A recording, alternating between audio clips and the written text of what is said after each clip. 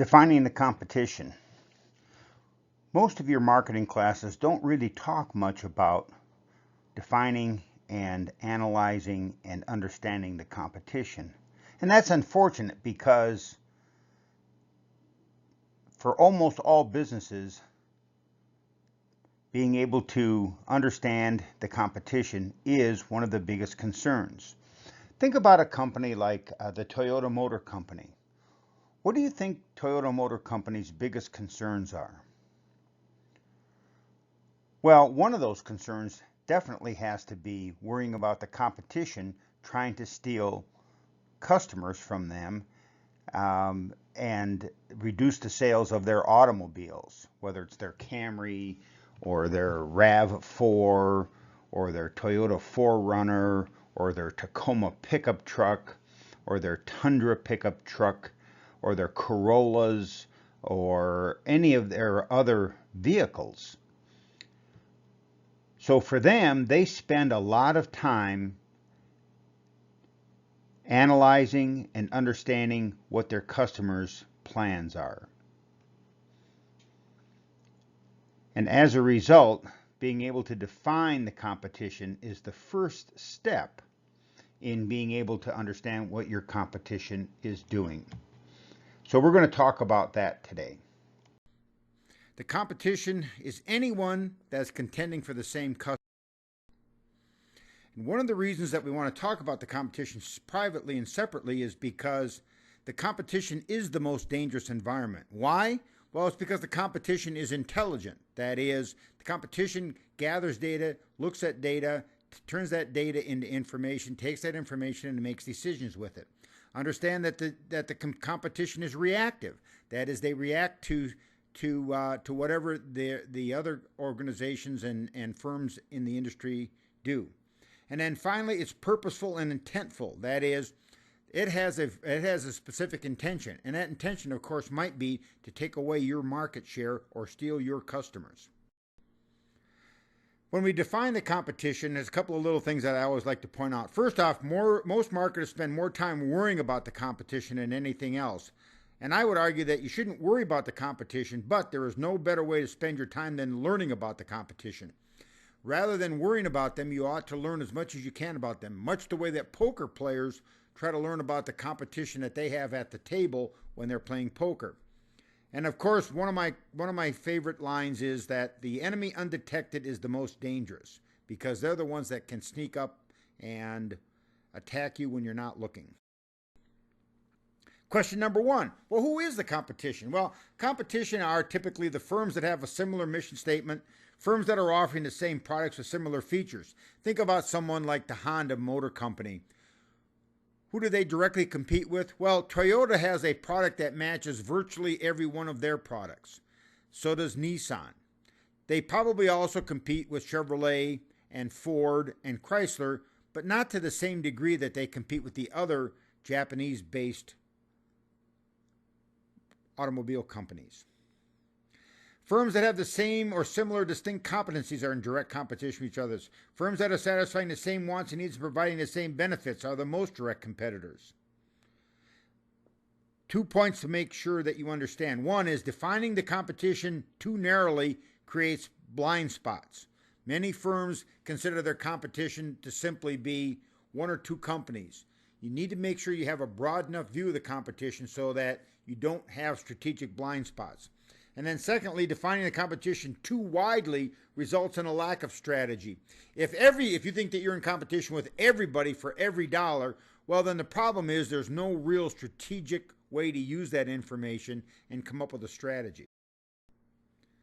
Direct competition are those organizations that satisfy the same wants and needs, direct choice alternatives, the next best alternatives.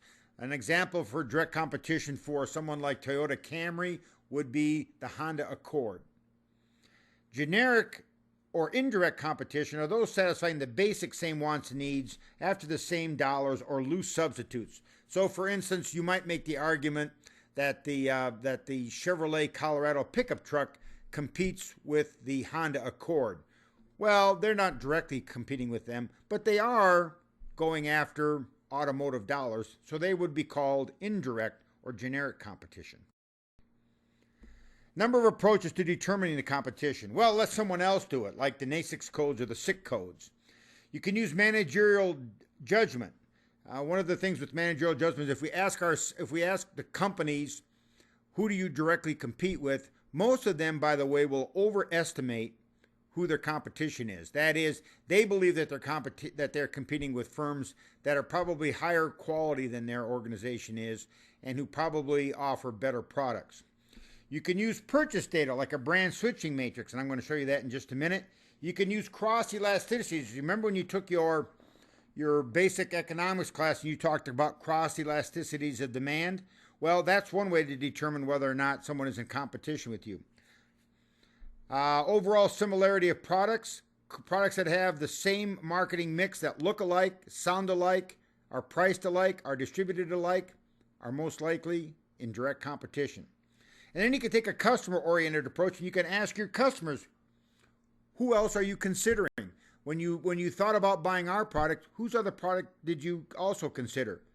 That's another way to try to determine who your competition is.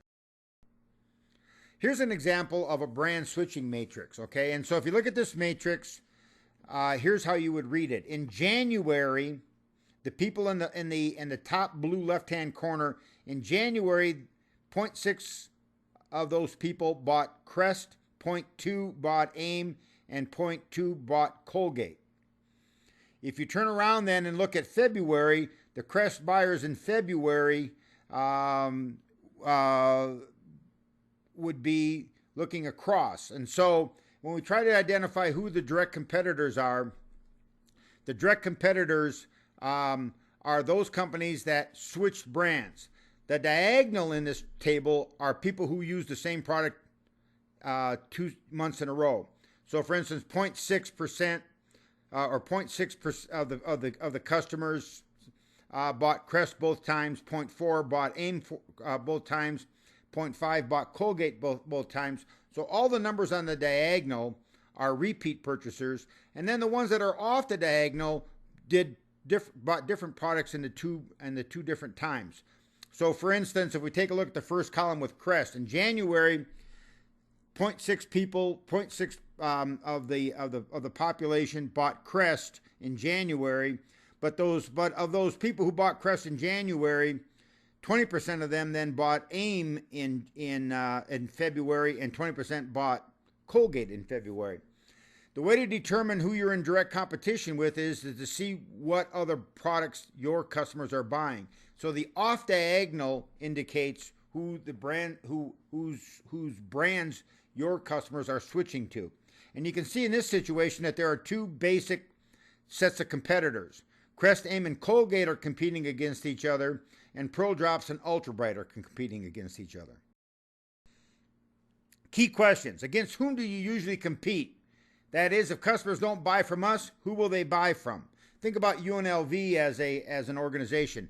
If you were not going to go to UNLV, where else might you go to school? Well, obviously then one of our direct competitors would be that little school from the north called UNR. Who else? Who might be our most intense rivals? That is, who do we have to compete most directly with, and who are our less intense but still serious rivals that we must consider in our marketing strategy? And then who might be the maker of substitutes? So, at the end of the day, the question is, who are our competitors?